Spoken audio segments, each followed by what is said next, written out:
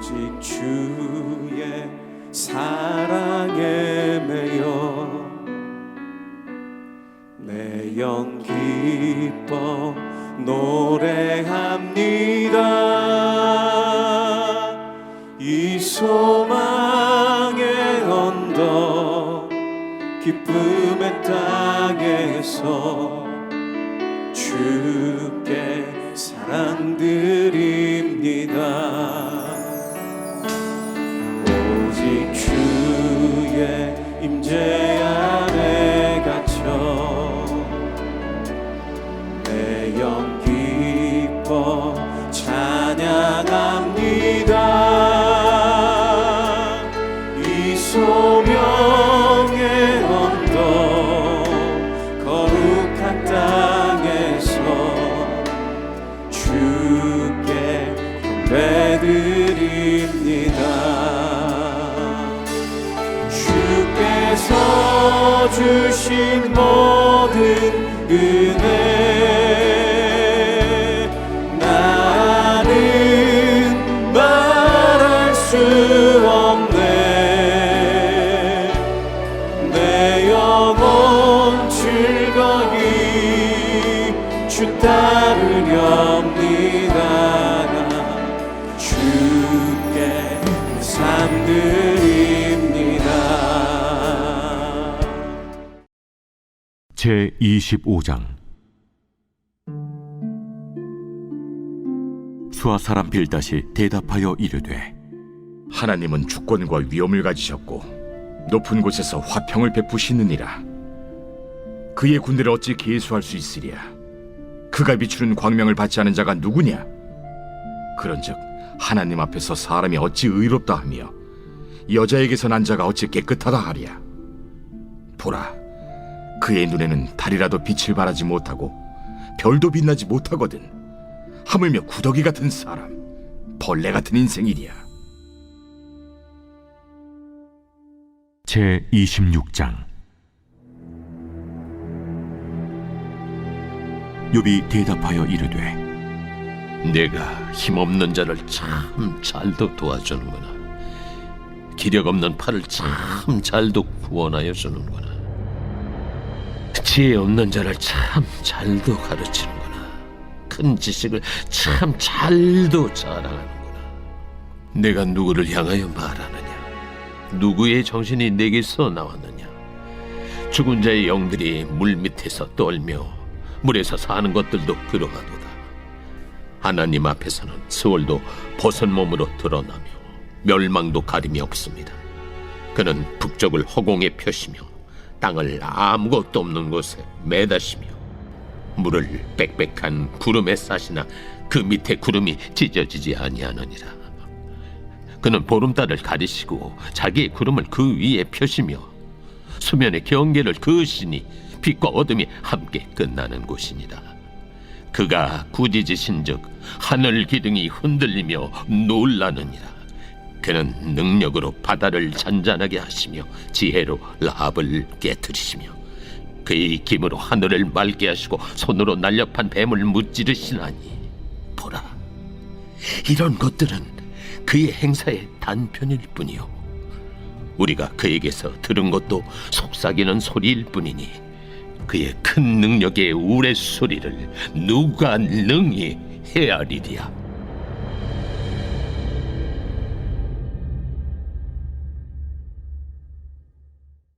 오늘 예배 자리에 나오신 모든 성도님들을 주님의 이름으로 환영하고 축복합니다.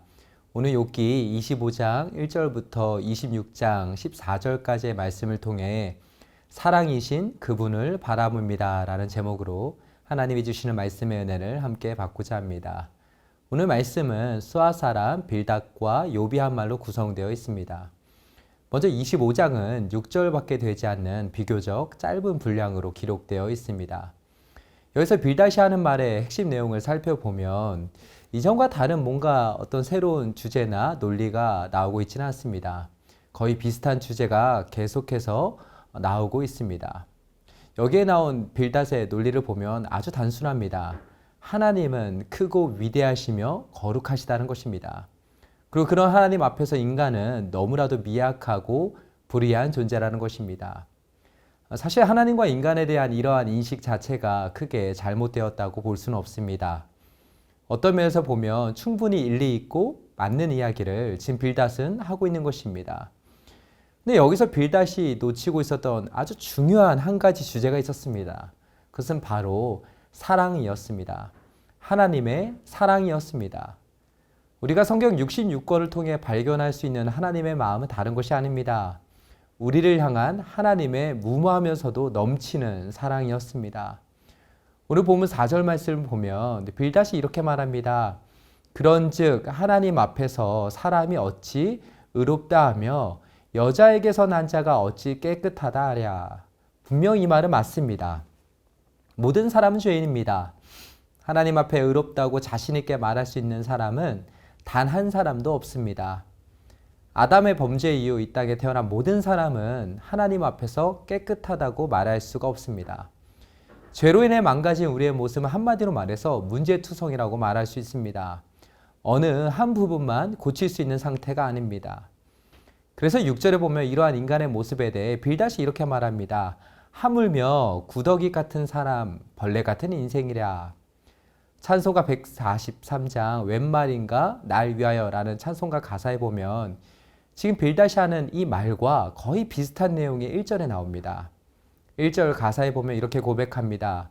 웬 말인가 날 위하여 주 돌아가셨나 이 벌레 같은 날 위에 큰 해 받으셨나. 우리는 하나님 앞에 우리 자신을 제대로 바라볼 수 있어야 합니다. 내가 얼마나 추악하고 더러운 죄인인지를 하나님 앞에서 하나님의 말씀 앞에서 분명히 깨달아야 합니다. 그러나 우리는 찬송가 143장 1절에서만 머물러 있어서는 안 됩니다. 오늘 빌닷의 이야기도 보면 6절에서 끝이 났습니다. 근데 찬송가 143장은 1절에서 곧바로 2절로 넘어갑니다. 2절 가사는 이렇습니다. 내 지은 죄 다 지시고 못 박히셨으니 웬일인가 웬 은혜인가 그 사랑 크셔라. 3절과 4절 가사는 계속해서 이렇게 고백합니다. 주 십자가 못 박힐 때 그 해도 빛 잃고 그 밝은 빛 가리워서 캄캄케 되었네. 나 십자가 대할 때 그 일이 고마워 내 얼굴 감히 못 들고 눈물 흘리도다. 마지막 5절에서는 그 은혜와 사랑을 깊이 경험한 성도의 진실된 고백이 이렇게 나옵니다. 늘 울어도 눈물로써 못 갚을 줄 알아 몸밖에 드릴 것 없어 이 몸 바칩니다. 주 안에 사랑하는 여러분, 요한일서 4장 10절에 보니까 사도 요한이 이렇게 말합니다. 사랑은 여기 있으니 우리가 하나님을 사랑한 것이 아니요 하나님이 우리를 사랑하사 우리 죄를 속하기 위하여 화목제물로 그 아들을 보내셨습니다. 사랑이신 하나님이 우리를 먼저 사랑해 주셨습니다. 우리는 여전히 문제가 많고 죄 많고 유혹 많은 이 세상을 살아갑니다. 그 속에서 살아가는 우리 자신을 바라보면서 우리는 때로 실망하고 좌절하게 됩니다. 수많은 쓰라린 상처와 아픔과 고통의 무게로 인해 짓눌린 채 살아가는 우리의 인생입니다. 이런 우리가 붙잡아야 하는 것은 다른 것이 아닙니다. 하나님 앞에서 벌레만도 못한 죄인이다라는 사실에만 머물러 있어서는 안 됩니다. 그 다음으로 넘어가야 합니다.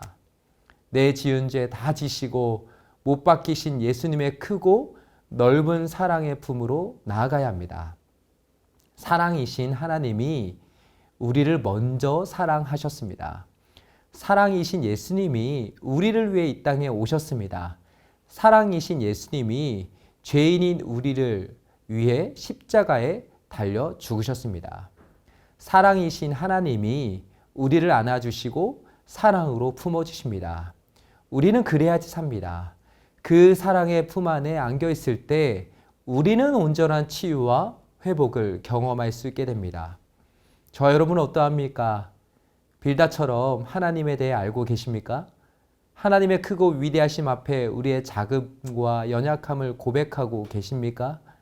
근데 혹시 그 자리에만 머물러 있지는 않으십니까? 하나님의 크심과 우리의 작음이라는 그 빈 공간을 완전히 채워주시는 사랑이신 예수님을 바라보는 저 여러분 모두가 되시길 주님의 이름으로 축복합니다. 이것이 오늘 우리에게 주시는 첫 번째 교훈입니다. 사랑이신 예수님을 바라보는 것입니다. 그런가 하면 이제 오늘 욥기 26장으로 넘어가면 크게 1절부터 4절 그리고 5절부터 14절로 구분지어 살펴볼 수 있습니다. 먼저 1절부터 4절을 통해 우리는 하나님이 오늘 우리에게 주시는 두 번째 교훈을 발견할 수 있습니다. 그것은 바로 사랑의 언어가 우리에게 필요하다는 것입니다. 오늘 욥기 26장 2절부터 4절을 보면 욥이 빌닷을 향해 대답하는 장면이 기록되어 있습니다. 여기서 욥이 하는 말을 새 번역 성경으로 보니까 이렇게 번역하고 있습니다. 나를 그렇게까지 생각하여 주니 고맙다. 나처럼 가난하고 힘없는 자를 도와주다니 너는 우둔한 나를 잘 깨우쳐 주었고 내 지혜를 내게 나누어 주었다. 그런데 누가 내가 한 그런 말을 들을 것이라고 생각하느냐? 너는 누구에게 영감을 받아서 그런 말을 하는 거냐? 지금 이게 무슨 말입니까?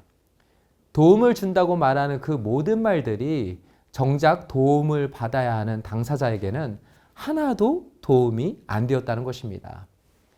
제가 이번에 욥기를 묵상하면서 욥의 새 친구들이 한 이야기를 읽는데 문득 고린도전서 13장 1절부터 3절 말씀이 떠올랐습니다.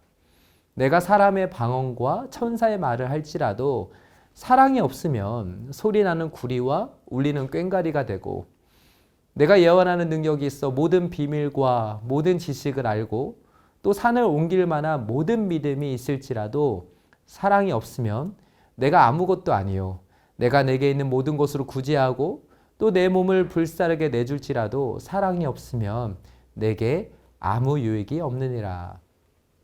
여기에 보니까 천사의 말을 한다 할지라도 모든 비밀과 모든 지식을 알고 있다 할지라도 그 안에 사랑이 없으면 뭐랑 똑같다고 말씀하고 있냐면 소리나는 구리와 울리는 꽹과리에 불과하다고 말하고 있습니다. 이런 관점에서 볼 때 지금 빌닷이 욥을 향해 하는 이야기도 뭐와 똑같다고 볼 수 있는 것입니까? 바로 소리나는 구리와 울리는 꽹과리에 불과하다는 것입니다. 이런 맥락에서 오늘 말씀을 묵상하면서 사랑이신 예수님을 바라보는 우리에게 실제적으로 필요한 것이 무엇일까라는 생각을 해보게 되었습니다. 그것은 바로 사랑의 언어였습니다. 누가복음 6장 45절에 보면 예수님께서 이런 말씀을 하셨습니다. 선한 사람은 마음에 쌓은 선에서 선을 내고 악한 자는 그 쌓은 악에서 악을 내나니 이는 마음에 가득한 것을 입으로 말함이니라. 여기에 보니까 우리의 마음에 가득한 것을 우리가 입으로 말한다고 말씀하고 있습니다. 우리의 마음과 우리의 언어는 연결이 되어 있습니다. 물론 때로 우리는 마음에도 없는 말을 하기도 합니다. 내 마음과는 정반대의 말을 할 때도 있습니다. 그리스도인이라고 말하는 우리는 우리 마음속에 사랑이 없어도 사랑이 있는 것처럼 포장하면서 그럴듯한 말을 할 수도 있습니다.